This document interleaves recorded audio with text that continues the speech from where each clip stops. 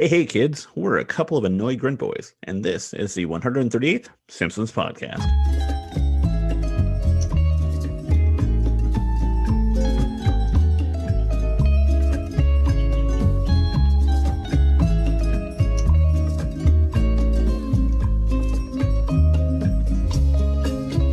That's right. We're the show that explores the animated sitcom The Simpsons from season 11 and beyond. Why 11 and beyond, you ask? Well, we know there are plenty of other podcasts out there that explore the golden age of The Simpsons, seasons 1 through 10. And we want to know if there's anything good in those later seasons, the ones that tend to be forgotten, that do happen to sometimes be up to like 20 years old. I'm half an annoying grunt boy, Steve, and I can't do this on my own, so I need help. So with me, as always, is my other half annoyed grunt boy, Craig, but it sounds like maybe you got a cat there. Maybe Engineer Milo is trying to help out. I don't know if help is the right word, but he's right now on a bookcase looking at what he can knock over. He's trying to figure out what should I read tonight when Steve's asleep. Yeah, it's like he's plotting to ruin something. How are we doing, Steve? It's a little hectic this week for us recording. Yeah. I think most of the country of the United States, that is, not Ireland. I don't know what's going on with Ireland. I'm sorry to all of our Irish listeners, but Yes. we're having an Arctic blast. Snowpocalypse, if you will. Yeah. A lot of people in our Pacific Northwest don't have power, and that was one of you. Yeah, well, I luckily have power, but I lost my internet and my phone service, and it makes you think how much you need your phone and internet service to do anything fun. I was reading an article about, when I say read an article, I just read the headline, of course. Of course. How that this power outage with the snowstorm, knocked everyone off. Not everyone, a lot of people off. And this was like, this is what's going to happen when the big earthquake hits here on the Pacific Northwest. Yeah. Scary thought. I was luckily in an area, didn't lose power. Knock on wood. Lucky. And I think we're in the clear. We're over the worst of it. I was able to make it to work today. Nice. I had to spend 2 days at home, not at work, and I'm thinking wouldn't it be crazy if I didn't have to go to work and just stayed home? And yeah, that'd be so crazy. So weird. Luckily, that never happened to me. Really dodged a bullet there. Because just imagine if you had to stay home for, I don't know, let's say 2 to 3 weeks, and couldn't handle it. Maybe just to take care of it, your government paid you, and it just if there was say in addition to the cold some sort of horrible global pandemic, it would just go away. Steve, you're talking science fiction here. That would never happen. No, not in this country. Damn it. That's right. Not a political podcast. Let's just talk about getting high, Steve. Let's talk about The Simpsons. That's what we're here to talk about. Yeah, and maybe, just maybe in this episode, they'll get high. We'll all get high in this episode, trust me. Yeah, but while we're getting high, let's take a look back. 1, to make sure nobody's looking at us. But 2, to remember the date all the way back to the year 2020. Everyone's favorite year. The best year. For The Simpsons, I mean. Sure. Yeah. And let's think about March, maybe March 22nd. Oh, no. What were you doing back then in March 22nd of 2020? What we just said earlier. That's right. Yeah. So movie theaters didn't really exist. It was the end of it, right? Yeah. The end of movie theaters as we know them. The end of movie theaters. Martin Scorsese's kind of pissed right now, but it's fine. We had a movie apparently that was a #1 in the box office for that week. It made a whopping $5,155. Yeah. It was a re-release of a movie called Phoenix, Oregon. We're in one of those places. Originally actually came out in 2019. Steve, it's got a great runtime, by the way. It's only an hour and 48 minutes. Nice. So I'd never heard of this movie. As an Oregon-based podcast, we don't have a city named Phoenix that I know of. Nor I. The description for this movie goes like this. 2 longtime friends battle a midlife crisis by opening a bowling alley / pizzeria in their small hometown. Yes, it's Phoenix, Oregon. Yeah. Written and directed by Gary Lundgren. Oh, Rod's brother. Everyone's favorite 70s songwriter, Rod Lundgren. And looking through the cast list, I'm not familiar with anyone except for Diedrich Bonder's in it. Yes, Batman 2. Right. He plays Kyle. Kyle. We watched the trailer, and it's something that Steve and I would have loved in like when we were like maybe like 19, 18, 17. Yeah, it's a very much like a bleak indie comedy about a lovable loser who finds his own niche in life. It's got good scores on the Rotten Tomatoes. Mm-hmm. We got the tomato meter with 22 reviews of 82%, and the audience score is 80%. That's not bad at all. I think this movie, would we watch on a IOF Springfield? Maybe. I mean, I don't know if the desire is there, but it's could be fun to watch. I bet I'd like it. Yeah. But it's weird. It's got a 5.3 out of 10 on IMDb. Yeah, I'm seeing that, but the fan reviews are like mostly 8s and 9s. Yeah.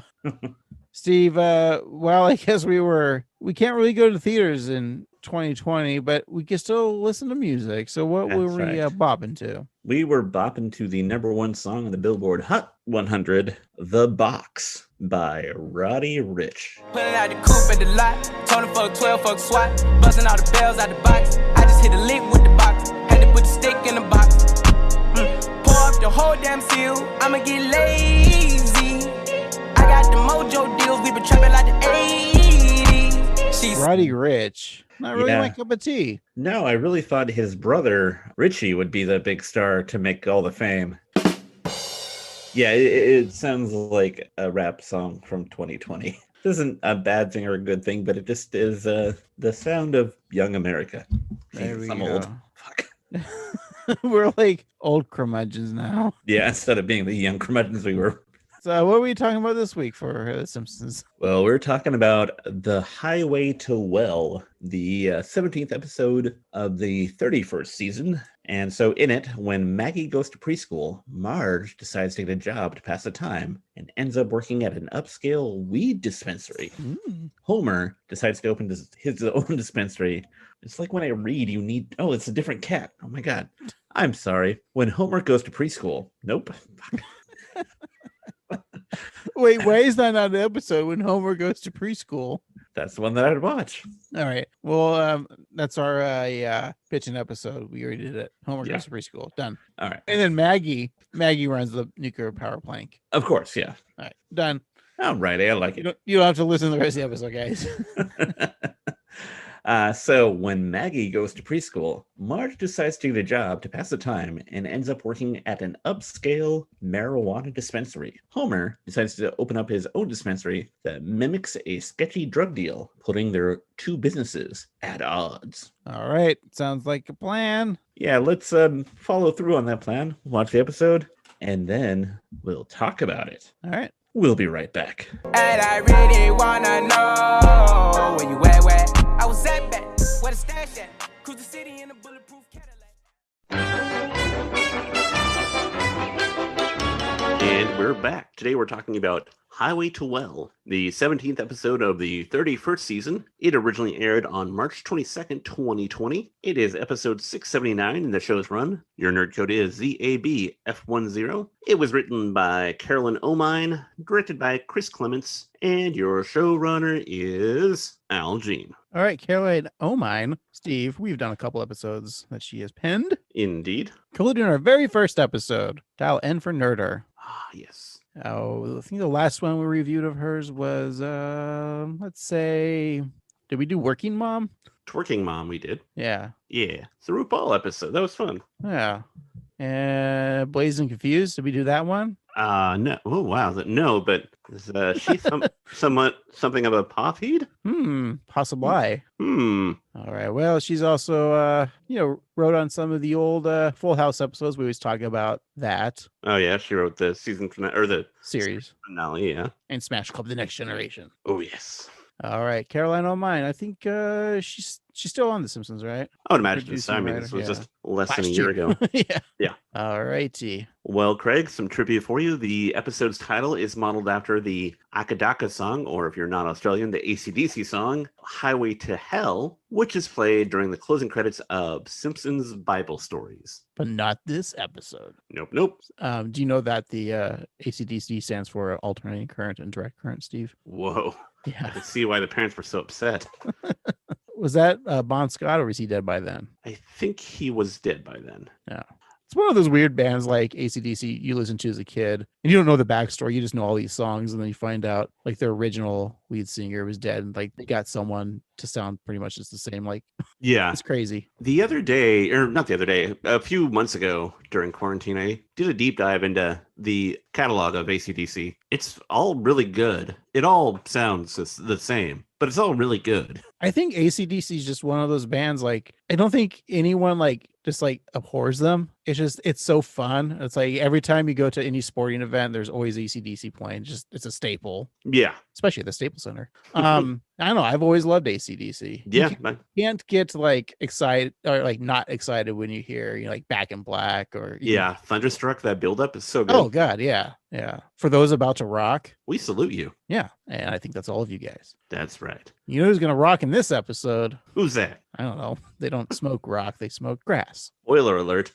Well, you know, our episode begins with neither a couchboard or a chalk gag, Steve. Uh-oh. Yeah, we got Marge, she's the mommy. Mm-hmm. And we got Maggie, she's the baby. Gotta love her. Of The Simpsons. Oh. Yeah. They're arriving at a center for preemptive education. It's the first day of preschool, which I think is funny because I think last week's episode we questioned like, wait, why is Maggie going to preschool? But it's actually preschool. So that's, you know, it works. And which I think they have that kind of stuff, right? Like, oh, yeah, I'm sure they do. Yeah.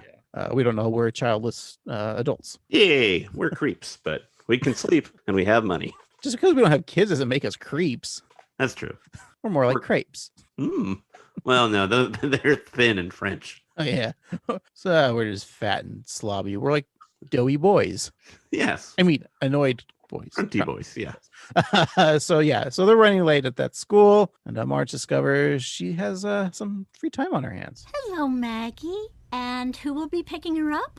Well, after she falls down? No, at the end of the day. Wait, I don't stay with her. Research shows pre-toddlers learn best in a parent-free environment. Unless you want to stunt her growth, which is great. We're not supposed to judge. No, it's not that. I just don't want Maggie to feel abandoned. The questionable of Marge after pick up the baby after she falls. That's fun. Yeah, I thought that was a fun line. But Marge looks over to find out that Maggie is giggling with glee as she's being tossed into the air with one of those rainbow parachute things. And that's setting the bar pretty high. Get it?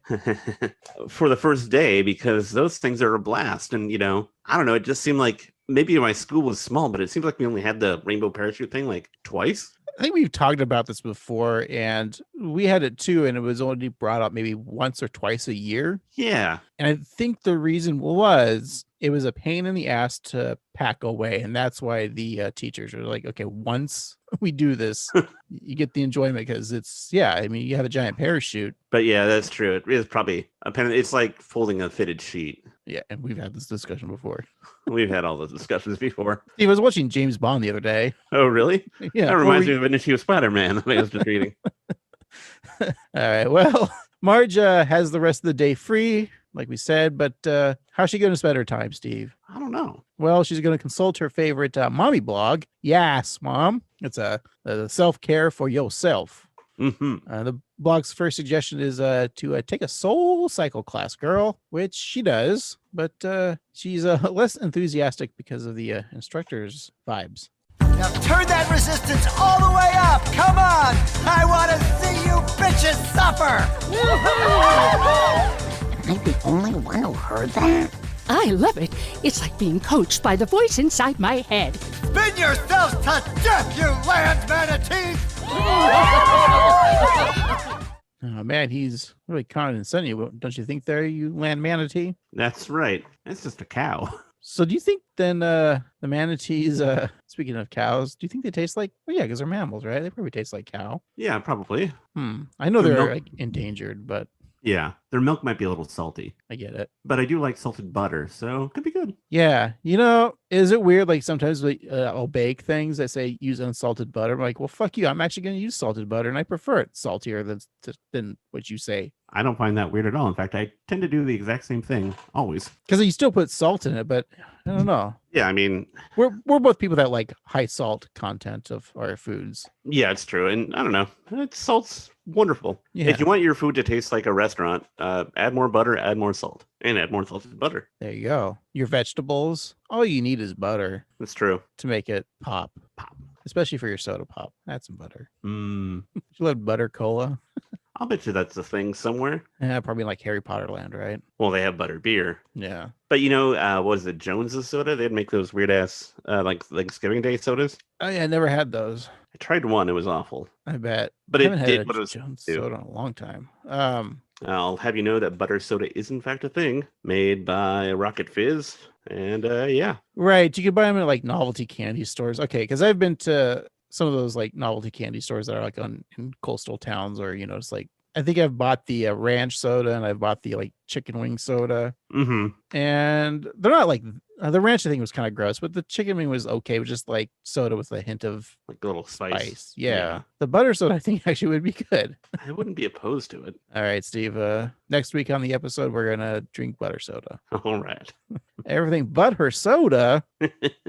All right. Well, Steve, back to the Simpsons. We have a class, and there's some people in that class of like guy, degrading women by calling them bitches and stuff. That's right. We got Bernice Hibbert. We got Luann Van Houten. Mrs. Muntz.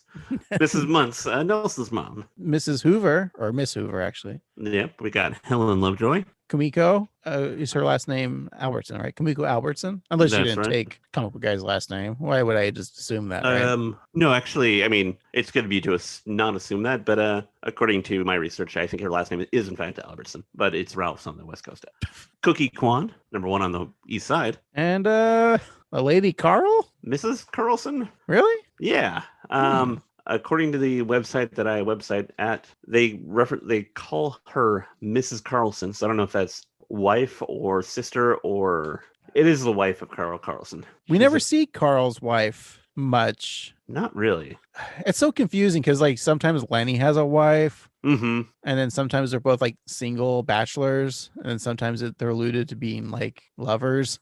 I tell you that I want an actual spin-off of Lenny and Carl TV show. I've talked about it before, but again, it's live action. Mm-hmm. It'll be on Disney Plus adult section because it'll be a gritty show. There's gonna be it's gonna explain Carl and Lenny's wives if they have them or not, but it's gonna really be them like cheating on their wives behind their backs, and there's gonna be sex and murder, and oh yeah, it's gonna be the new flight attendant. Yeah, we'll put it that way. Oh boy. Yeah, Steve, call up Kaylee Cuoco and sell this project to her. I will. I'll do it after the record. Okay, cool. So seeing that the spin class isn't the right fit for her, Marge looks for her mommy blog yet again. The second offering to fill her day is express her bad self with ceramics. So Marge at first appears to be in some bliss there. So she painted a familiar sailboat on a vase. I like that because she only likes to paint that damn sailboat. I know. It's funny. But the camera pans out to the art teacher wearing a microphone headset, much like the spin class instructor, and starts yelling to say, "Paint harder, you sausage finger, no talents." Once again, the class cheers for being berated, and then Marge hunts to find something else to fill her day. So then the third entry of Yas Mom is sex prize your man at work, which Marge does by sex prizing Homer in some lingerie and under a trench coat. Unfortunately, Homer isn't the only one with eyes for Marge. Maybe you could give me a safety inspection. Oh my god, I can't believe this is happening. I'm so sex-prized. There's security cameras everywhere, so I'll have to snuggle under the desk. On top of the desk, please. Oh. Thanks, Jerry. Nice. Real cool. Steve, you ever get sex prized at work? Did you do work with your wife? It's true, but I assure you, no. It would be weird. Clean up on aisle 69. Our store's very small. We only have like 5 aisles. That's another reason why we couldn't do it, because everyone would see. Yeah. It's a very small store, but full of great things. Yeah, great prices. Come on down. That's Ask for right. Steve by name. Please don't. Shake his hand, hug him, kiss him. Masks aren't required. I assure you they are, and you'll get yelled at by a lot of people. We're very adamant, actually. Maybe too much so. Not really, but yeah. You or your fellow employees? My fellow employees. We're very vigilant, but almost to a fault. You know what? I like it. Yeah, it's fun. I wish my local Kroger's would be more vigilant, as you say. Yes, me too. It's because, man. So Marge, unsure what to do with her day, discover people lined up for a place that is hiring called, as Marge puts it, well plus good. Shauna, who is in front of the line at the place with Marge, corrects her by letting her know that it's pronounced well and good. Ugh, why is everyone talking to her? Marge figures that if all these people want to work there, maybe she does too. And those people happen to be... We got Hans Moleman. Squeaky voice teen. Oh no, what's Krusty Burger going to do without him? I don't know. Maybe he's on a break. We get Kirk Van Houten. Jack Marley. Who's Jack Marley? He was actually, in the episode Marge Gets the Job, the one who didn't want to retire, but Burns made him because he was too old. He's like, please don't make me go. I don't have a wife and my dog died. That was a funny episode. Yeah.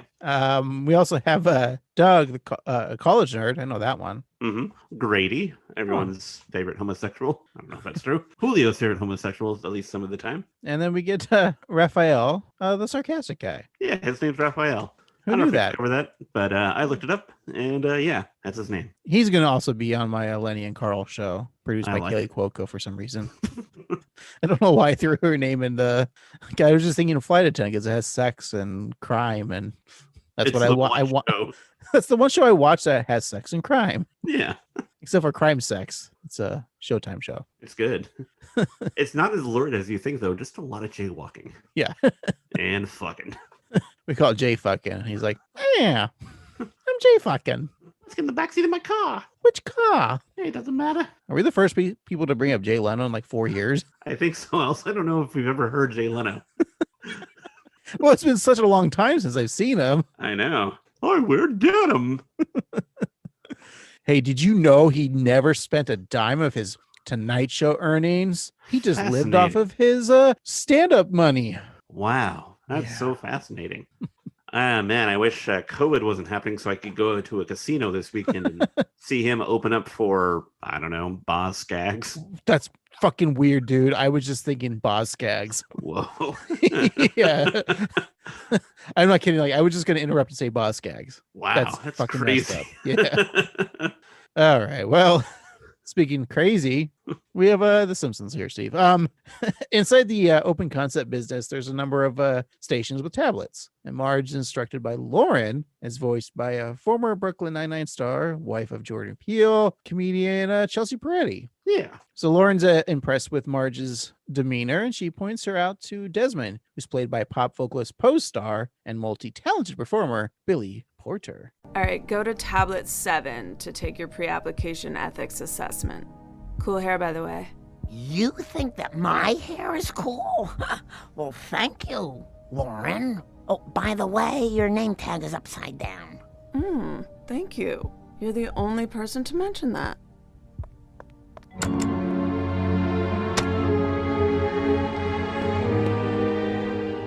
Ooh, major mom vibes. She's perfect.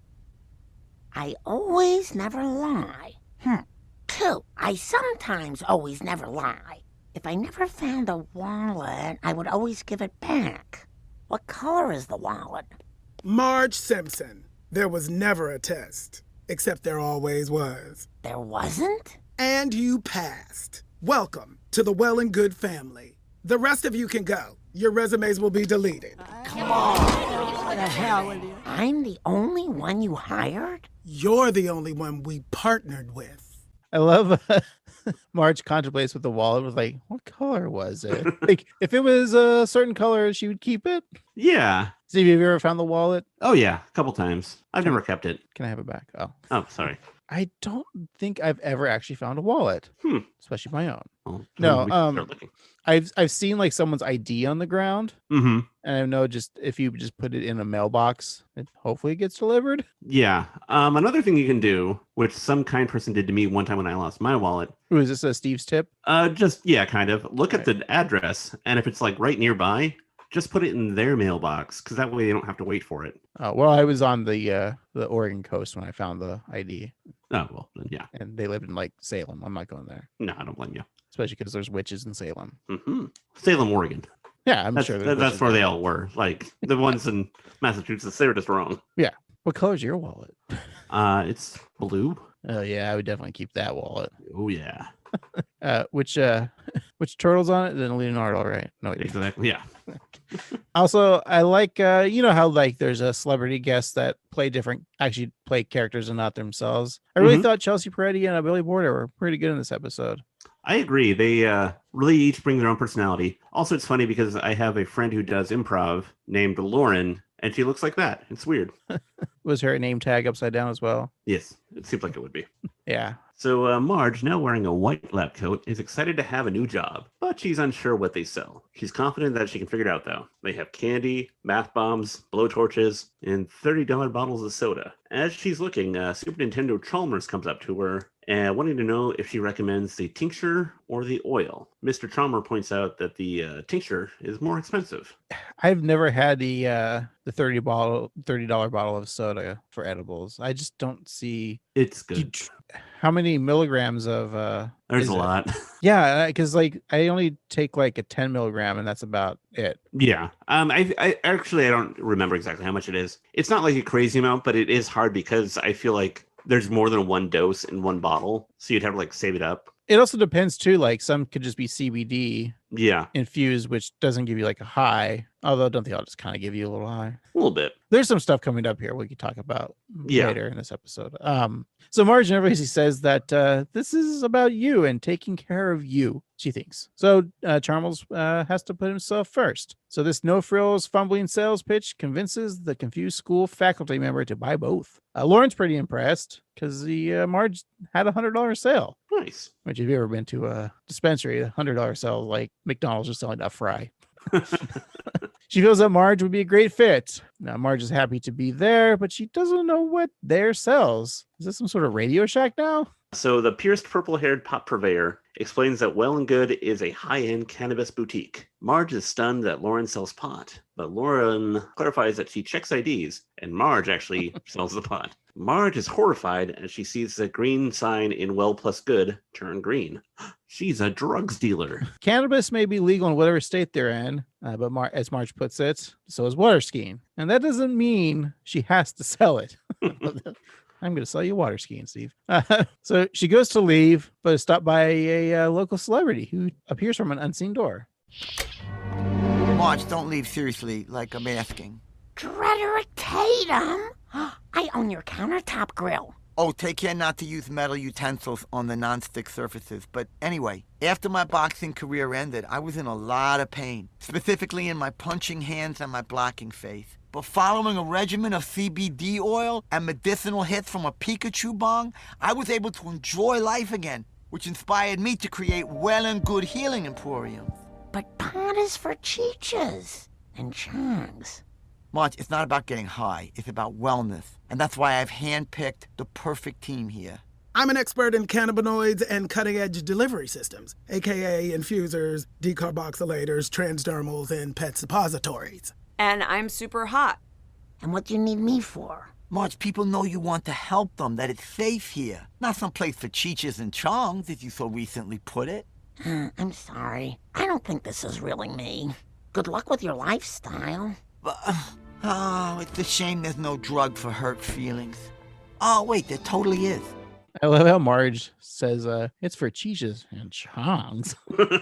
I really enjoyed Dedrick Tatum's. It's nice to see him again. And it's a reference because Mike Tyson, because he's a parody of Mike Tyson. Mike Tyson is one of the hugest pot farmers in the country. That makes sense. I would believe that. Yeah, he's making a lot of money off of that. He's got an ear for weed.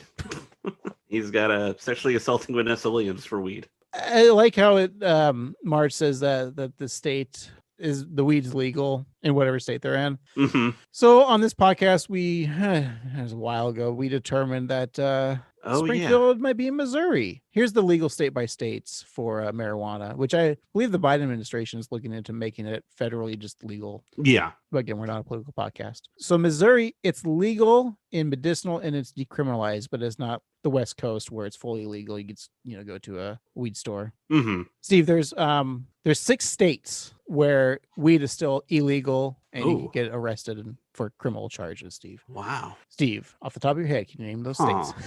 I could cheat, but I won't. I'm gonna guess the South. I'm gonna say like Alabama, Mississippi. Okay. So Alabama is correct. That's one state that's fully illegal. Wow. You said Mississippi. That's Yeah. Actually, it's medicinal and decriminalized. Okay. Well, let's say Utah. I'll let you know it's not. It's medicinal, but it's not decriminalized. Well, that's something though. Good on them. So you can be Mormon and get high as long as your back hurts. Right. And you're wearing underpants. Let's say I know no one wants to hear this part, but it's fun to me. I'll give you a hint here, Steve. We're on the West Coast where Washington, Oregon, California, and even Alaska were all legalized. It's fully legal. And of course, Nevada, Arizona, same thing. And even our friends Montana. But what's in between Montana and Washington? Oh, Idaho. Yeah, it's still fully legal. Wow. And here's another fun one. There's a reference to Harrison Ford later in this episode, but Harrison Ford lives in this state where it's still fully illegal. I know he has like land and is that Wyoming? Yeah, Wyoming. Wow. So Idaho, Wyoming. Those are two states where I would just want to smoke pot and do nothing else. Especially Wyoming. Come on. Yeah. What else are you gonna do? Like that's where like all the wheat should be grown in Wyoming. Yeah, they could make a lot of money. Yeah, there's 4 people that live there. 2 at least are close to Flockhart and Harrison Ford. Yeah. Why isn't it legal where he lives? Is it Harrison? Is that you? Hey, how's the Indiana Jones 5 script coming along? Stupid stunts. Is Shia LaBeouf going to be your son Mutt in this new installment? He canceled me. Wait, he can't? Shia LaBeouf canceled you? He's the most cancelable person out there. Lawyer says I can't talk about it. Plane crash. Oh, again? Yeah. How's Callista? Fat. How much does she weigh? 87 pounds. Oh, geez, you're right, man. All right, thanks, Harrison. I loved you in Star Wars. I hate Star Wars. Yeah, I know. All right, back to the weed states. So then we're back down to the South, Steve. Tennessee, South Carolina, fully illegal, and then the state with the Super Bowl losers, Kansas. Although no, wait, it's Kansas City, Missouri. There's yes. The Chiefs are from Missouri. Right. There are 2 Kansas cities. Yeah. They're very close to each other. I think the Missouri one, though, is the more prominent. Right. Kansas City. Yeah. Anyways, Kansas. Isn't that where Superman's from? Smallville, Kansas? Mhm. Yeah. So Superman can't smoke weed in Kansas. Man, it's a bummer. Yeah. Well, he probably doesn't because it's green. Yeah, it's true. Here's a fun one. So North Dakota, it's mixed. It's medicinal, yes, and decriminalized. But then you go to South Dakota, it's fully legal. So Oh, boy. Clearly South Dakota is the good Dakota. Yeah, they've got Mount Rushmore. Yeah, which hopefully President 45 will be a part of one of these days. Yeah, if my petition is signed. Seems so weird that like Florida's like the most messed up state. It should be fully legal, but also I don't know. Yeah, I mean, maybe they should just smoke a lot of pot instead of doing all the meth they do down there anyway. Yeah. I'm hovering over Georgia and it just says CBD oil only for medicinal. So you can't actually buy like smoky smokes in Georgia. You know why I think that is because Georgia has a lot of people make liquor down there. So there might be like a big lobby to prevent that. Well, the great thing is we're both alcoholics and stoners on this podcast. That's right. So we're equal opportunities. Hey, all right, let's get back to the show. Alrighty. So later that evening, the family is gathered around the dinner table of 742 Evergreen Terrace. As the family Simpsons noisily eat, Lisa mentions that some families go around the table saying one thing they learned in their day. Homer offers that fact as the one thing he learned, while Marge says that the former heavyweight champion of the world owns a marijuana store and that she is offered a job, which she declined. I think Homer's delivery of the that fact was, I love that scene. Yeah, it's really... So Marge continues to say that everyone was cool and she's stoked that everyone thought she was cool, but she can't be a reefer sales lady. But Lisa reasons that there's nothing wrong with selling marijuana because it's legal in that state, which I guess is not Missouri anymore. Bart points out that it's like working in a liquor store, and then the concept of working in a liquor store intrigues Homer. And then Bart just kind of brushes away his father's cloud before like a Family Guy-esque cutaway probably would have happened. Yeah. Breaking the fourth wall there, Bart. I thought that was fun. Yeah. No, we've talked about before. It's fine to, a few podcasts ago talking about how like Family Guy kind of changed a lot of the adult the humor works. animation. Yeah. And because since we all have short attention spans, I think that worked. What? I said that your hair looks great today. Oh, thank you. I wait a minute. I haven't. Marge is surprised by her family's reaction, but Homer goes on to say that people are stressed out these days. After all, scurvy's back. There's like 60 wars going on, and the whales are eating all of our plastic, our precious ocean plastic. And also, when this episode first aired, we were just getting to know that global pandemic that we all know and love. We're like 2 weeks into it. But it'll all be over by Easter, so it's nothing to worry about. No. But maybe people want to smoke a doob. And as Bart points out, there's a whole new marketplace for it. Oh, yeah, everyone's selling crap to stoners now. Have you seen the new Krusty Burger commercial? When you got the munchies, for some reason, wink wink, you crave weird. A deep-fried ribwich served on a warm donut, or a spaghetti-filled grilled cheese sandwich drizzled with ranch pudding. Krusty's Munchy Mouthfuls. It's high time you tried it. Get it? Get it? Get it? I get it. Well, Mr. Tatum did personally choose me. He said I was helpful. Honey, you're the most helpful person I've ever met. Now go sell the safe, legal drugs our kids should never, ever use. Especially Bart. Before we get into the crusty food, I would say Bart probably would benefit by taking weed. I think so. It would calm him down a bit. Yeah. What was it? What did he say? Ranch pudding? Yeah. That sounds fucking nasty. So obviously that's a reference to the Jack in the Box Munchie ad, which is a real thing. Have you ever had the Munchie boxes? I don't think so. It's like a little bit of everything though, right? Like it's pretty fun, and it's definitely I love the marketing. I was like, fuck it, we know we're gonna appeal to stoners, and it makes sense. I mean, I like that Jack in the Box is just honest with who they are and what they sell to. Hey, I love Jack in the Box. Underrated. They're great. When's the last time we were at Jack in the Box for this podcast? Oh, wait, we're not that. Sorry. Oops. But yeah, so yeah, we have Krusty dressed as like the Mad Hatter, and but yeah, the deep fried rib witch with the donut bun sounds like a thing that would be a real thing. Yeah, the ranch pudding threw me off. The spaghetti burger thing. Mm-hmm. We've never talked about this on this podcast. There was a time where, oh yes, maybe 10 years ago. Yeah, probably. We might have been on substances. I'll just leave it at that. Sure. Where I live, in suburbia, there is a line of fast food joints like a Burger King, Taco Bell, McDonald's. Mm-hmm. Right? Yeah, and then maybe even a 7-Eleven. And what do we get at 7-Eleven? Doritos, I think. Okay, so we made like, what do we call it? Like the McKing fuck gangbang or something? Yeah, so at the time there was a lot of talk about the McGangbang, I think it's the McFuck. No, it's the McGangbang. Yeah, McGangbang, where you basically buy a McDonald's hamburger and a McDonald's McChicken. Right. And you basically combine them into a super sandwich. Right. And so we use that as inspiration to make an unholy.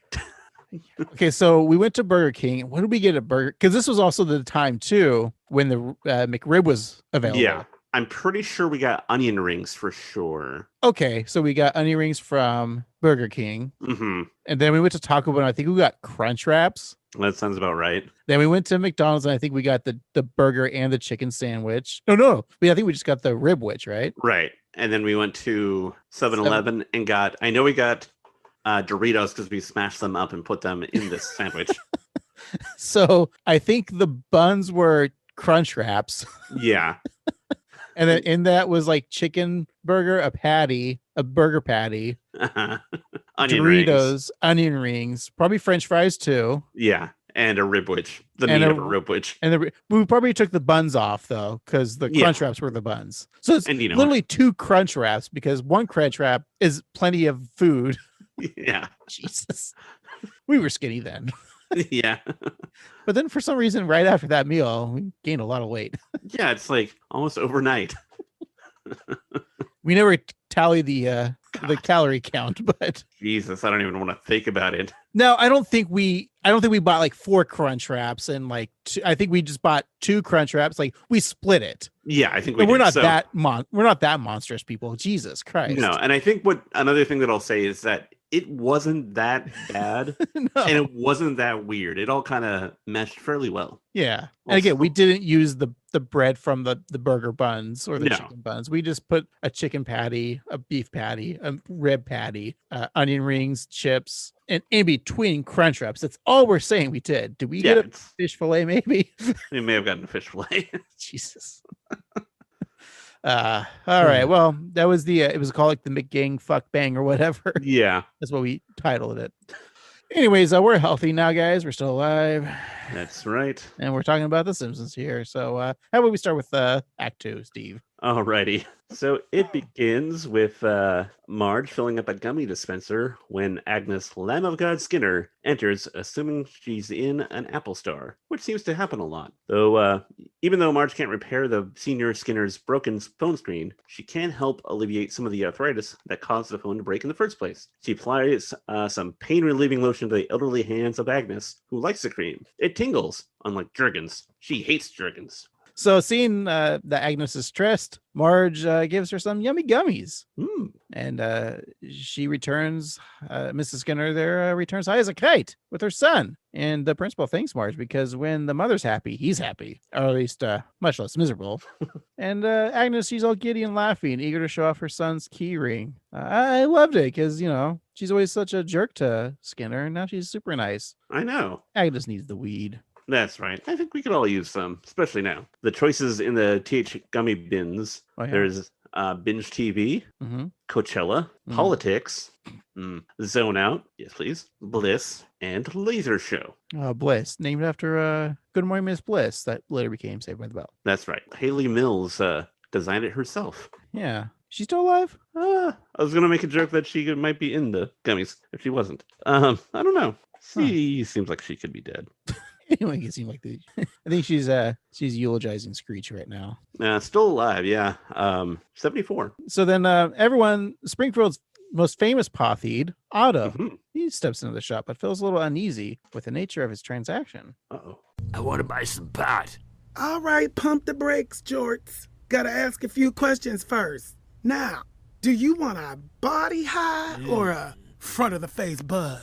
I don't know. Just hook me up. I have the perfect strain in mind. But be warned, boo. The couch lock is strong on this one. But there's like 0 mind race. What are you saying? I just want weed. Okay, almost there. Almost there. Now listen. Do you want this in flour? Yeah. Shatter? Topical? Edible? Nasal mist? Eardrops? Look, I just want to score a bag of swag from some dude who may or may not be a cop. I'm a cop. Have you tried this? Nothing makes sense anymore. Give me a beer.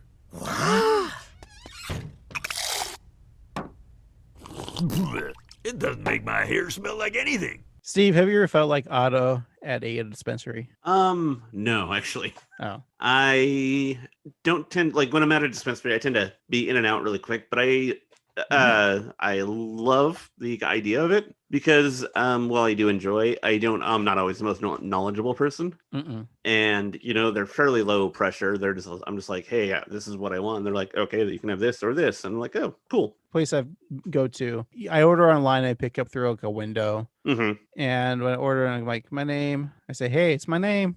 Like, hey, my name. No, and then like, oh yeah, it said we had that on the website, but no, he looks at like the order. He's like, oh, you wanted the sugar-free dark chocolate or whatever. I'm like, he's like, oh, grab the sugar-free a mint one and on accident. I'll get you the other one. Oh, we don't have. And he's like, oh, I guess we don't have that, but we have this. Oh no, let me look more. Like, it was just like I was there for. I felt like 20 minutes of like. I was like, just give me that one. That's fine. He's like, oh, well, this one, the CBD, blah, blah, blah. I'm like, I don't know what you're saying. Oh, yeah. Just give me the chocolate, man. That's true. That would be frustrating. Yeah, it was frustrating. I'm like, look. And then he's like, well, this one's the THC, blah, blah, blah. This one's, the sativa, but this one's actually no indica. No, this one's actually. I'm like, look, I don't. Just give me the one that's sativa. That's all I care about. Yeah. this episode, I tell you. But once we get into this a little bit more, I'll tell you that I find that much more preferable than the alternative. Which is something in your butt?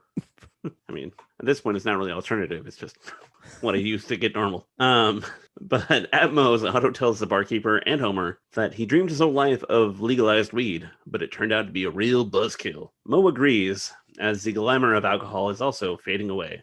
Stoners will never know the joy of sitting on a toilet, barfing into their own underwear, or picking a fight with a guy twice your size because his leg touched your car. The tearful bus driver misses the old days when buying pot was scuzzy. Homer's got a thought, Steve. Oh, okay. Yeah, what if there's a legal place that made you feel like you were scoring weed from your old school pot connection? Oh. Not only does Moe think Homer's idea is great, but he also wants to help. So those tie-dyed bong monkeys will cough up big time for the full dirtbag shebang. And Otto will alert the bong monkeys. Yay. The first bong monkey in question is Duffman, or should I say Barry, who's looking for some more herbal refreshment, if you know what I mean.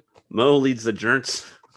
He referenced them as jerks earlier. I thought that was funny. To a back door, which leads to a real stoner's pot palace. Homer, in a beanie and torn jeans, on a couch in front of a tapestry, a bath towel covering the window, and a poster of a Rasta lion wearing sunglasses. Then we have Lenny in a hoodie, staring blankly while playing video games. So you guys friends of Moe? Yeah, these guys are cool. Whoa, tight. Come on in, gentlemen. Oh, wait. Here's a disclaimer, man. This is a legal dispensary, compliant with all laws and statutes. As part of the experience, cast members may pretend it's illegal. All right, shall we? Crazy bird, rusty free weights. Everything smells like a damp swimsuit. I'm home. Who are you supposed to be? I'm the weird friend who never acknowledges you. I was that guy from my old roommate Scott.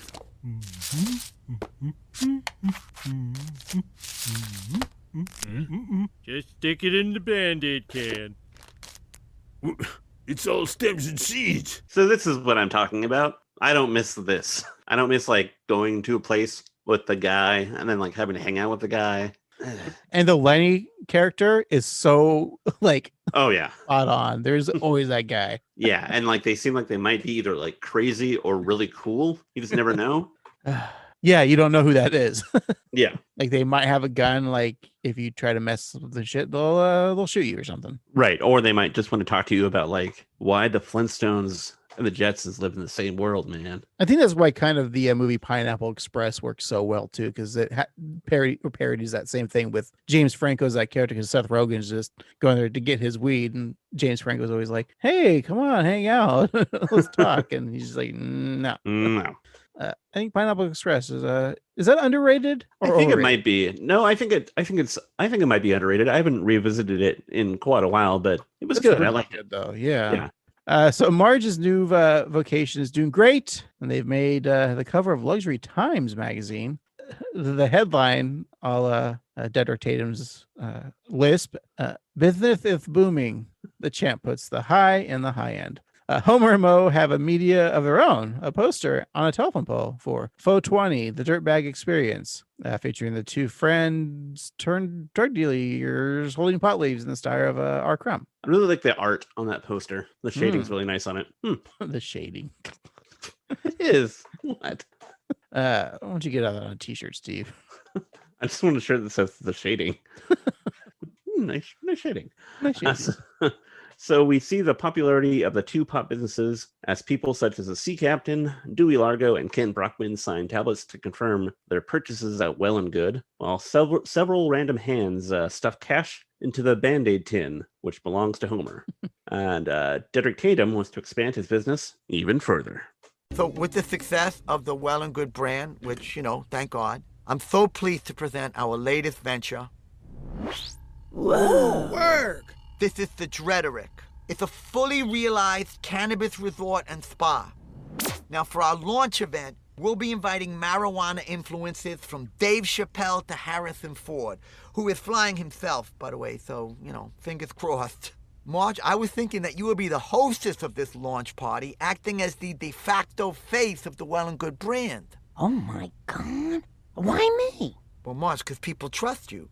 Also, my face is the intellectual property of the artist who created this tattoo. So, I'm out. Oh, I'd love to.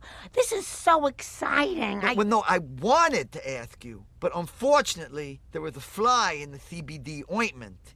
Your husband, Homer, is selling weed, Marge. That's terrible.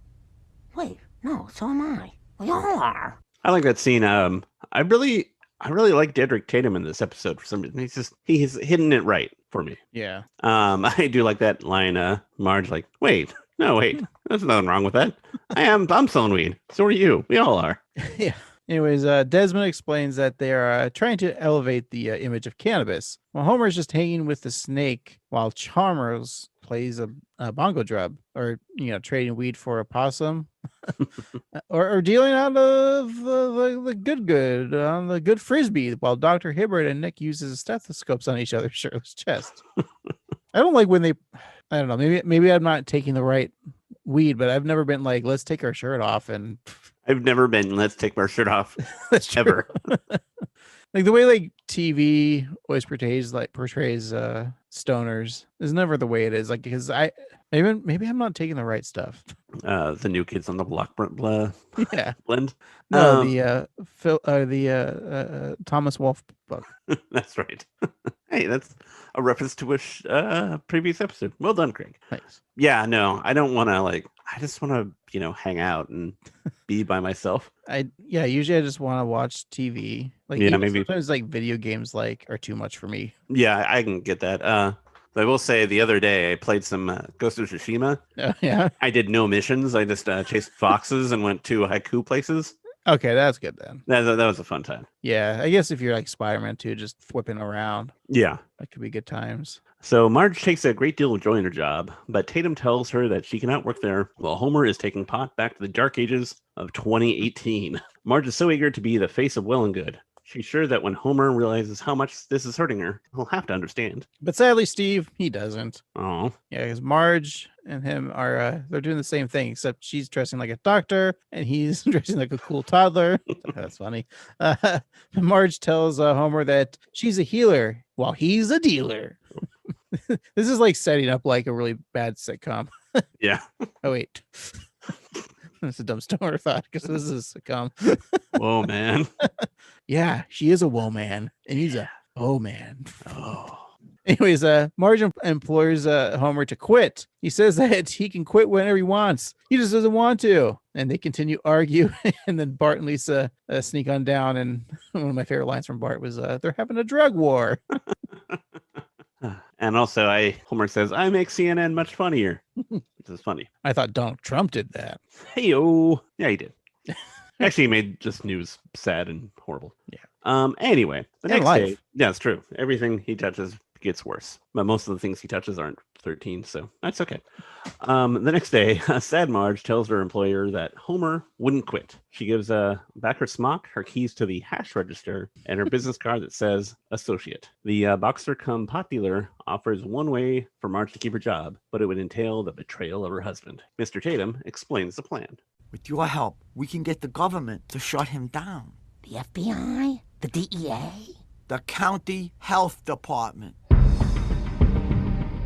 I don't understand. What crime is Homer committing? Pot's legal. Yes, but he isn't licensed to serve non-psychotropic edibles, a.k.a. food. If he offers snacks to his customers and they eat even one bite, we go in and take him down.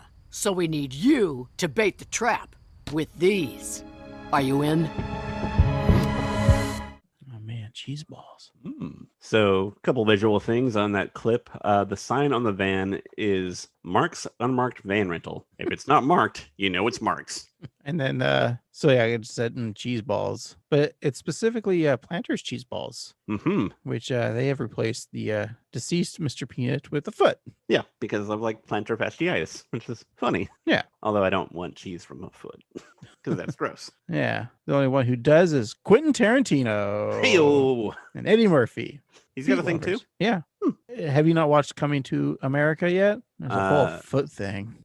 Yeah, by the time this episode's out, it'll have already dropped. I see. It's on my queue.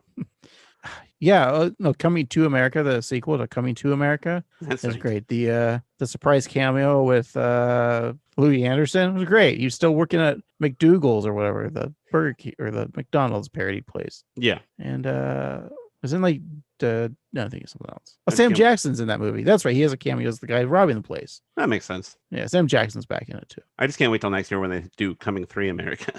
I can't wait till the fourth movie, Coming for America. So patriotic. Here's my stars and stripes. Hey, so inside the makeshift we den, we get Lenny. He's playing an unplugged bass, while Homer is flinging throwing stars at an old phone book. Krusty's there, and he's pretty stoned, and levelly telling his Krusty branded bong that he's the son he never had, which is true because he only had a daughter. That's right. So Marge walks in, apologizing for their fight, and offers the cheese balls as a peace offering. Homer accepts, saying that he is the most loving, supportive, loyal wife in the world. And Marge lets out a nervous groan, which interferes with the camera and mic she has hidden in her hair. And I just want to say that I appreciate the technology that clandestine companies have come, because, 20 years ago, Homer had to wear a giant hat that hurt his neck. And now they can just hide it in Marge's hair. So way to go, technology. It all works out, yeah. Well, the health department agents watch the action in their van. Unfortunately for them, Homer's gluttony causes him to gorge on the snack without sharing. While trying to describe a life-sized air hockey room, which would make moving furniture a breeze. And also, like on hot days, you just lay down there and just get blown. Yeah. From your floor. Sounds like fun to me. I want a life-size air hockey table floor. Yeah. And then invite Scotsmen and women in skirts. Scotsman. So anyone named Scott? Yep. Bacula. Bayo. Sorry, I said Bacula. Yeah. That's one enterprise I'd rather not be on. Bayo's cool, though. Yeah, totally. Him and Buddy from Charles in Charge should all hang out. If Arrested Development ever makes another movie, are they just gonna? Is Bob Labai even on the new shows? I don't think he is. I don't think so. They may have even referenced him. I don't remember though. Anyways, he died of COVID last week. Oh, I'm just assuming he does. COVID's in charge of his days and his nights, his wrongs and his alt rights. Krusty eyes Homer's big orange balls hungrily.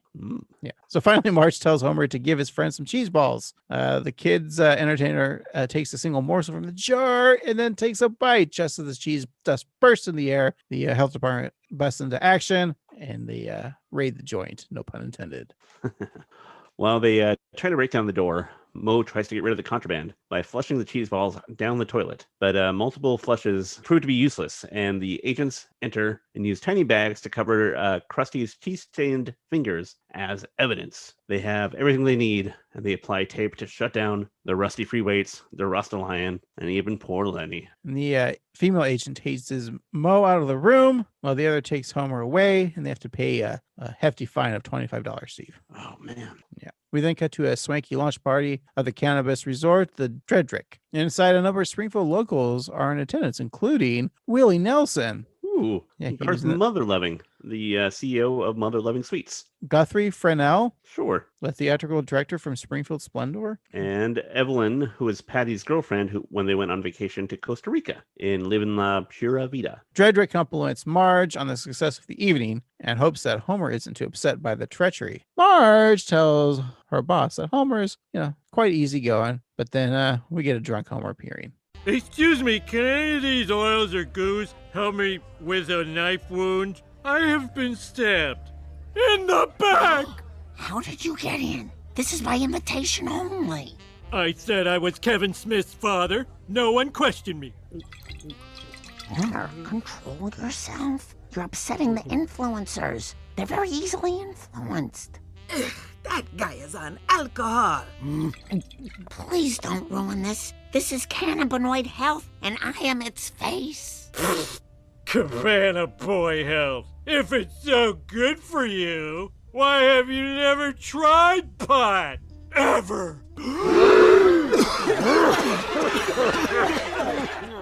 Well, does a doctor need to try insulin to know that it helps diabetes? Yes, I think she should. Surprise! The doctor's a woman. Sexist. Oh, yeah. Good point. That is sexist. Look, I don't have a problem with pot. I can start anytime I want. I'll do some right now. Perfect. Serenity. I really liked Cabana Boy health. And also when all the stoners are stunned, they inhale and then they cough a bunch. I thought that was fun. The drunk Homer. Yeah. The classic, the doctor is a woman is also, that's pretty fun. I love Homer's entry of the, I just told him that I was Kevin Smith's dad. Now, apparently they're not really pothies because like Kevin Smith's dad was like died like 10 years after this episode was made. They would think, maybe those people at the pot party would know that. Yeah. Don't they get Kevin Smith weekly when they buy their pot? Apparently not.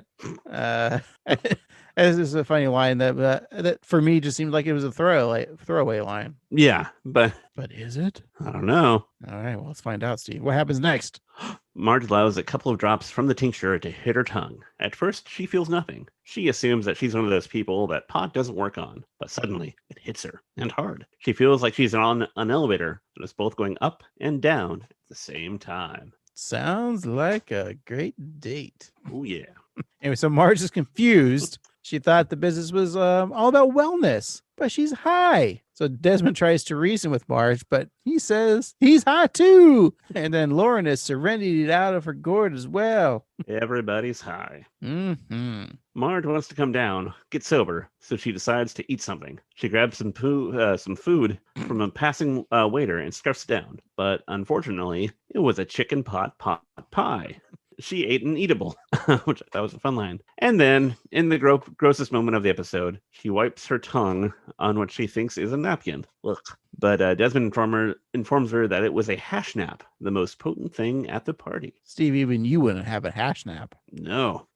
That's so gross. The next time I go to a cannabis store, why can't I think of the name of it? A dispensary? Dispensary. I'm going to say, I would like an eatable, please. One eatable. It makes more sense as a word. Yeah. Because it eats right there. Edible. What is that? Where did that D come from? Yeah. Thanks, 90s comic. Let me tell you about airplane food, too. Hey. So, feeling the effects from the plant there, Marge tries to make it to the bathroom, but is unsure what to do with her arms. So she awkwardly makes it there to the ladies' room, where she makes a mistake of looking in the mirror. Her reflection is a great bit of animation there, and then the bloodshot eyes vibrate against the neon lights, reflecting on her face. Yeah, I just really like the way that looked. But I do have a blunder for you, Craig. No. The close-up of the eyes revealed that she has light blue eyes, but in Little Orphan Millie, she has hazel eyes. Boy, I really hope somebody got fired for that blunder. Well, she's high, so maybe like she's just seen something else. Yeah, that's very possible. Yeah. Well, Homer knocks on the door and tries to calm her down, and he tells her that she'll be okay in about 2 hours, but it'll feel like 12. And the couple step outside, and Marge apologizes. Homer accepts, knowing how good she felt being with the pot people. She still feels weird, so Homer offers to feel weird too. He goes to smoke what he assumes is a futuristic joint, but in reality, it's a weed pen. When Homer lights the non-doobie, it explodes, and the flames spread to the other tables, causing the other pens to also explode. Then an errant flame explodes, shoots to a tank that reads CBD oil, anti-inflammatory, highly flammable, which is a nice take on the old flammable, inflammable gag. Mm-hmm. The tank explodes and causes the whole resort to go up in smoke. Hey, like Cheech and Chong. Yes. And just then, Homer's fake son, who happens to be a svelte director by the name of Kevin Smith, appears. Oh, man, Dad, what did you do? Camp clothes burns like paper! So it's funny, I was watching this episode, and I remember, because as we know on this podcast, I'm a Kevin Smith fan. Mm-hmm. Like Kevin Smith was like just so excited that he finally got to do a voice on The Simpsons. Remember him like tweeting about it and just, so excited. And I forgot about that. I think that's probably one of the reasons why I watched this episode live a year ago. Then there was nothing else to watch. But that throwaway line of the Homer saying I'm Kevin Smith's dad, and there's when Kevin Smith comes in, just like, oh man, Dad. I give it to Carolyn Omine for that line there. It was great. Yeah, it's a lot of fun. And you have Willie Nelson there as well with the hemp clothes burning. like paper. And then one of the funny things too we didn't play was Matthew McConaughey's coming out there. Yeah. And he declares the events they're all wrong, all wrong, all wrong. You know, like his all right, but all wrong there. I think he did it better. So the firefighters come and they put out the flames while one intoxicator tries to cheer up another. Oops. Be cool. Cheer up, neckface. If there's one thing I know, it's life is nothing but pain. People will always need guys like you and me to get 'em wasted. Yeah, thanks, Monster Man Hallucination. Your words are a great comfort to me. We'll get through it somehow. Well, can I come with you? Monster Man Hallucination. I thought that was funny. Is there a stigma between the drunks and stoners? Oh, yeah. I would Like- say that more of the stoners look down upon the drunks. You know, and I always thought it was weird too that people who smoked pot would give people that smoked like cigarettes like shit. Like, ugh, you Yeah. smoke cigarettes, you're gross. And then they lit up like a joint. Right. And even though it might be slightly healthier than a cigarette, it's still, smoking stuff in your lungs. Yeah, I can't smoke anything because it all hurts, Steve. I don't do that because I consume the edibles. Yeah, me too. Back when I used to smoke tobacco, because I used to smoke tobacco, actually, if I were to smoke marijuana, not only would it burn, but I also would have poor impulse control because I would want to smoke like I was smoking cigarettes. So I'd probably smoke Right. too much too. So Yeah. there are better ways out there. I like a tincture. I like an edible. Yeah. It just helps. Yeah. But I do like well, you're kind of booze free these days, right? Yeah. I mean, I might do one day a week. And that's usually when you're at work too. So Well, sure. That's just to get through the day. I'm a lover of all things that take your mind off of things. Decriminalize all drugs. Yeah. Yeah, sure. I don't care. Yeah, I mean, we did it here. That's true. That's true. Yeah, here in Portland, everything's legal. Hey, Steve, that was the episode? Well, not quite. So, Derek Tatum pops into his convertible, surrounded by models sipping champagne, while Mo looks down sad. And then, in a post-credit scene, Kent Brockman reports on the aftermath of the fire. Let's cut to the newsman now. In reaction to the destructive Dredrick blaze, which also destroyed the sign language monkey sanctuary, the town council has passed an emergency ordinance outlawing the sale of cannabis. Without that tax money, Maggie's pre-education center will have to close. Oh man, they were teaching her Mandarin. Well, it's probably for the best. Even though they say something's not addictive, you can still get hooked. I don't want that! I actually got to have fun by putting the Google Translate in front of the TV when the Mandarin came up, and it was just sucking. Nice. That's cool. Yeah. Yeah. Hey, post-credit scene. It's like a Marvel movie. That's right. Well, that's the episode then. Alrighty. Well, why don't we take a break, and then we'll come back and we'll talk about this thing that we just watched. Oh, wait. So Homer at the end was talking about you could be addicted to eating. Right. Cheese balls specifically. I love a cheese ball in my mouth. Take out cheese and I'm right there with you. What do you and Melania Trump have in common? I don't know, Craig. What? You don't want orange balls in your mouth. There you go. I don't know. We'll be right back.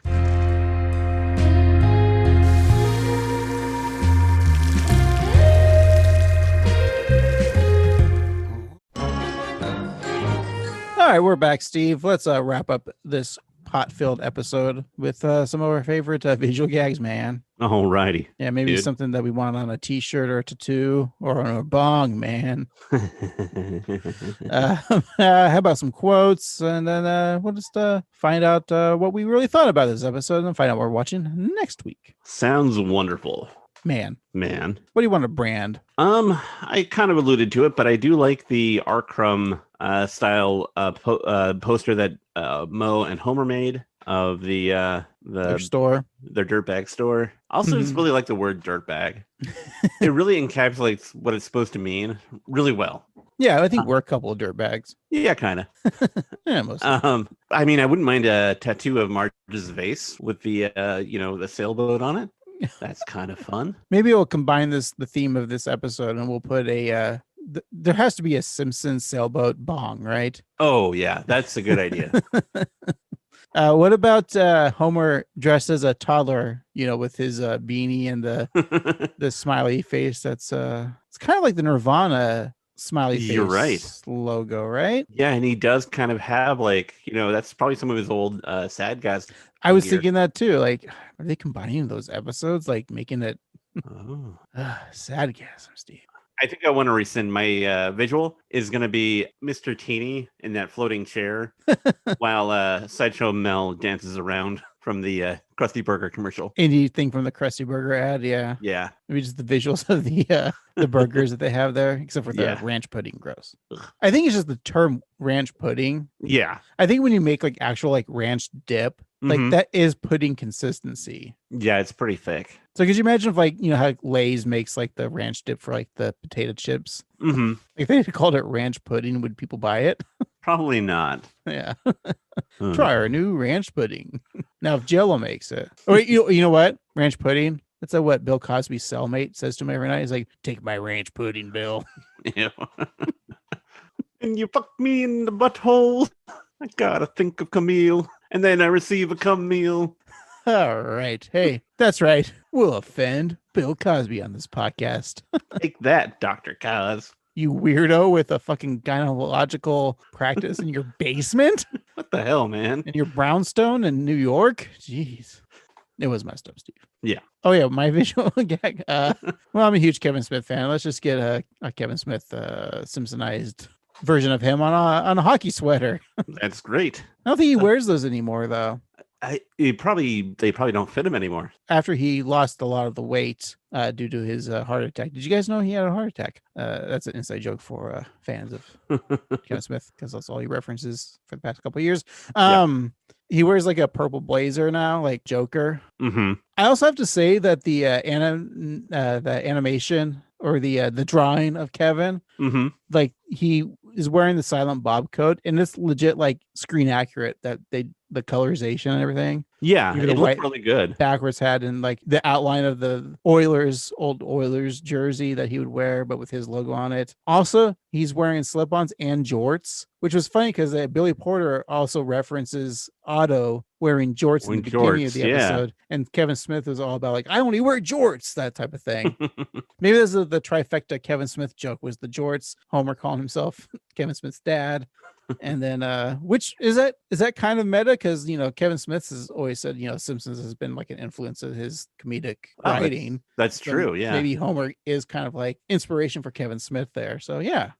So how about for jokes wise, and I'll just allude to that was my favorite line reading. Was maybe it's just because I'm a Kevin Smith fan. I just loved that joke Homer said was that I was Kevin Smith's dad, and then we wait a beat, like 2 minutes later, and then Kevin Smith's running, Dad, what did you do? I just thought that was hilarious. It was really funny. Yeah. I also have to give it to Bart, that one line too, when Marge and Homer are arguing, and it was just clever that Bart's like, "Oh, Mom and Dad are having a drug war." I love that wordplay. I don't know, I thought that was great. Yeah, no, it was really good. And then Lenny being that one weird dude at the stoner's place. Those are my favorite things, I think. Yeah, I agree with all those. I really I talked a lot about how much I like Diedrich Tatum, but what I'm thinking is I really liked Marge in this episode. Mm-hmm. I thought she had some fun lines like the "Ooh, I ate an eatable." Yeah. She probably is the MVJ, right? Yeah, I think so, because I think that her like paranoia and just trying to like find a place to fit in, like it's kind of a tragic thing, because she just has some free time and she doesn't know how to spend it. And so all these classes are awful, and then she ends up doing a job and then she feels guilty about it until she doesn't. I like that story. But I think that she's funny when we're talking about, all the references to her, like trying to like the Cheech and Chongs. Yeah, I thought that was funny. Yeah, I think that she had all the funny lines for me. But I do like the Krusty ad, and the stoner room is just really spot on. Mm-hmm. So yeah, it was a good time. It's funny too, like I think we talked about before, of like the Into the Spider-Verse type, like multiverse thing. Could you imagine if this Marge met 1989 Marge? Yeah. Early 90s Marge, like be so appalled that like marijuana is legal and she's tried marijuana now. Yeah. But I think that's kind of the interesting thing about this episode is the whole stigma. It's just kind of amazing how like we've grown up like drugs are bad, Dare, that program that doesn't work. Yeah. It's a gateway drug. Right. And I love that like mentality of like, oh, they're gonna give your kids weed and then they're gonna be addicted to heroin. It's like, no, they're not gonna give you weed. They want money. Right. And I've never wanted to try heroin because I smoked a doobie. No. I've only wanted to try heroin because of Trainspotting. Exactly. Actually, no, Trainspotting was that one great movie. I'm derailing here. Made me not want to try heroin. It's funny. Trainspotting derailing. That's pretty good. There is a senator from Virginia who posted 2 days 2 years ago, or no, sorry, 2 days ago on Twitter. We have a drug problem in Virginia, and legalizing marijuana will only lead to more marijuana overdoses and deaths. What? She is also one who applauded the insurrection. So yeah, so you can either A, smoke pot and eat too much and play a video game, or you can not do pot and try and overthrow the country and be a dipshit. All right. Your final thoughts on this episode? I mean, it's a fun episode. It's fairly light. You know, there's the negative aspect of like Marge or Homer get a job and they do something for a little while until they don't have the job anymore and we go back to normal. Sure, that's there. But I thought that the treatment of drugs or treatment of marijuana was, you know, very respectful, very interesting. I thought the guest stars were good. I think that both Chelsea Peretti and Billy Porter, you know, they didn't like shine, but they were really solid in their roles. And yeah, I think it was enjoyable. I don't know that you need to see it unless you are curious. It's interesting to compare, like we're talking about the stigma of marijuana.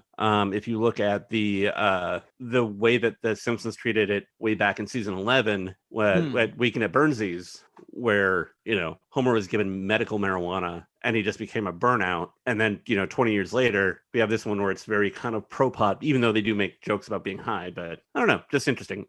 So let's see. What number do I want to give it? There's an obvious one, but I don't want to do that. That's boring. So do it out of 420 then, Steve. Okay, not 69. yeah. That's right. I'm going to say that when Dr. Nick was feeling Dr. Hibbert's bare chest to count heartbeats, he counted 77 heartbeats for whatever reason. And of those 77 heartbeats, I'm going to give this, we'll say a 57 out of 77. All right, that's a solid B. Yeah, that sounds right. I said it early in the podcast. I thought that I'm always a fan of like when there is celebrity guests doing a voice and they're not playing themselves. It's always good. And of course, I know Kevin Smith did the voice of himself, but it was just for like literally one gag. And yeah, it worked. That being said, I thought Chelsea Peretti and Billy Porter. I love those characters, and I think I'd actually prefer to see them come back too. Mm-hmm. I enjoyed it because I think it's kind of almost like that episode 2, maybe from this season or one of our first episode 2, where Homer and Marge are doing like a rideshare. Oh yeah, episode. This episode like very much kind of puts The Simpsons to like modern topics that happen in the real world, and I like that Marge is still a little like put off by the fact that marijuana is legal. Like I said, like if it was like a multiverse thing, like 1980s or early 90s Marge, but like let's try to make this illegal again. Like that would have been her mission, right? Where this is like she's just kind of understanding the culture, and she does, because it's not about like let's get high and like you said, like let's get ahead and play video games, but it's not all about that, because it does help a lot of people with ailments that modern medicine doesn't help. Like you can't just take like an Advil and get over your depression. You know, that's true. I was gonna say, like for me, I'm a very anxious person. Yep. Oh yeah, same here. And it really does help calm that anxiety. You know? Yeah, exactly. And it's not about like being high. It's just about being able to like not freak out. It's be able to be function. Yeah. I mean, even like pre-COVID, like when you still have to like go to get-togethers or parties where you're not comfortable because you don't want to embarrass yourself for some reason. You think you're going to be like, you're going to say the wrong thing, because it's an anxiety thing, but just taking that edge off, just like really like sit, relax, and just be like, yeah, be there. Right. But not nervously sweat all the time. That's where, yeah, exactly. So, it helps with that. And you get chronic back pain or knee pain, whatever. Mm-hmm. It helps. Yeah. I'm always kind of happy that Marge gets center stage in some episodes. Yeah. And she was like an MVJ in this, and Homer had some good lines, and Bart and Lisa weren't really in it, but Bart had some good lines, with, like I said earlier, with the drug war line. Don't forget Bart also had the cool little swiping away the dream bubble or whatever. It's a very good episode. It's very solid. Yeah. It's not breaking the bank of like a Lisa on Ice or Lisa the Vegetarian. It's not going to change your life, but I think it's an enjoyable 22 minutes. It's better than a Scorpion's Tail. That's right. Anyway, so for my ranking, Kevin Smith, like I said, I'm a fan of his. He's currently directed 13 films. Wow. Impressive. I didn't realize there were that many. I mean, I guess there are, but there's one that's in post-production. That's 14, but I'm not going to count that. Yeah. Out of 13 films, I'll give this Zach and Miri Make a Porno out of Clerks 2. That's yeah, that tracks. Does that make sense? It makes sense to me. I get it. All right. Maybe it's because we're a couple potheads and we like pothead humor. Mm-hmm. Maybe that's why we like it. All right. Well, let's find out what we're watching next week. Well, to do that, we're going to need that good old wheel of random. All right. Let's give it a spin to see what season we are in.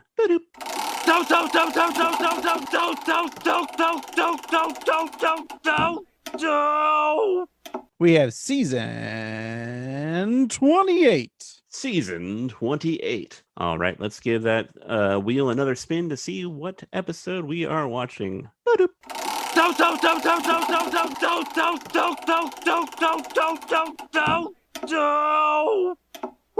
We got episode 11. Season 28, episode 11. Why, that's Pork and Burns.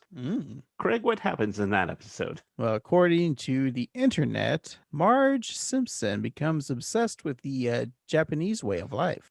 And I guess B story here, Homer must find a new home for the family pig. Isn't that Spider Pig? I believe it is, or Plopper, as he's also known. Oh, wow. And then Lisa must say goodbye to her saxophone. Oh, no. Was that an A, B, and C story? I guess so. Always be clothing stories. That's right. It originally aired January 8th, 2017. It was written by our good pal, Rob Lezebnik. Ah, good old Robbie. Directed by Matthew Nastuk. I feel like they kind of write and direct, seems like, doesn't it? Yeah, they like, especially in like the later 20s, early 30s, they seem to show up a lot as a pair. Steve, do you remember this episode? I do not. Me either. But I guess it'll be fun if you see a plopper there. Yeah, that's cool. And, you know, Marge is turning Japanese. I really think so. All right, well, hopefully you're enthusiastic like we are to watch this episode for next week. Until then, you can go and check us out on our social medias, Twitter, Instagram, Facebook, at 130 Simpsons. And if you want to wear a shirt with our logo on it or something else from an episode, you go to our tpublic.com/user/annoyedgruntboys for some swag, as the kids like to say. That's right. And you can always email us at 138simpsons@gmail.com. And if you're so kind, go to your favorite pod-catching app and leave us 5 stars or the equivalent. And you can write a review, but you don't need to write a real review. You can just ask us a question or make a funny emoji statement or tell us about how you like to consume your marijuana. For this week, I've been half an annoyed grunt boy, Craig. And I've been your other half annoyed grunt boy, Steve. And remember, keep smoking the doobie, man. Cabana boy health. We're dumb. Yeah.